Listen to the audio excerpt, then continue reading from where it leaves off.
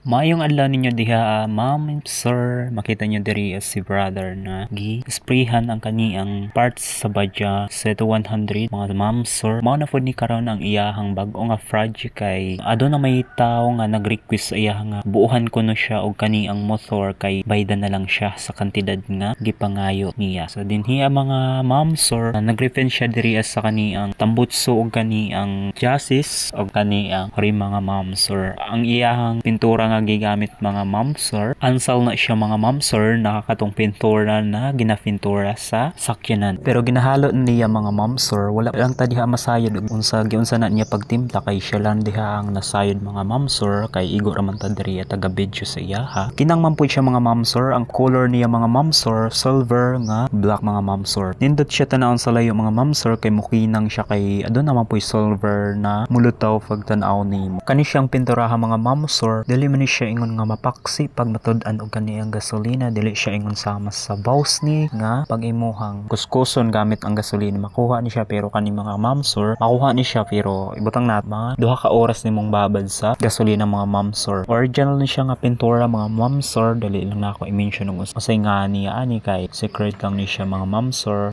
Dili lang pud niya gusto nga paingon og usay nga na nagpintura ha kay siya ra may nasayod ani mga ma'am, sir. May lantaw ninyo din hiya mga ma'am, sir, ang chassis nga iyahang gipinturahan nga ri ang mga ma'am, sir. Sa area na ni mga ma'am, sir, maong ingon ani ang iyang style pagka bitay kay naay may hangin nga mungguwa gud mga ma'am, sir. Kay bitayon na niya diri sa guwa mga ma'am, sir, unya ingon aning huro hangin-hangin o gamay magka-moist na siya mga ma'am, sir, kay mura na siya kani ang natud-an bitaw sa kani ang tubig mga ma'am, sir, mura na siya magluha mga ma'am, sir. Aduna sa dae diri ay XR 150 mga ma'am, sir, nga ang sira ni ani mga ma'am, sir, paalisdan og clutch lining, ipabulkit mga ma'am, sir, paalisdan og kani ang gulong, ang iyahang interior kung okay pa pwede i-valid, pero kung pwede bulkiton mga ma'am, sir. Ang iyahang sira gid talaga ani mga ma'am, sir, ang iyahang lining. Basta damo ang ilisdan ani mga ma'am, sir, pero may kaya man pud ang tangiya ani mga ma'am, sir, pero wala lang sa niya trabaho kay aduna pa may siya kani unahon,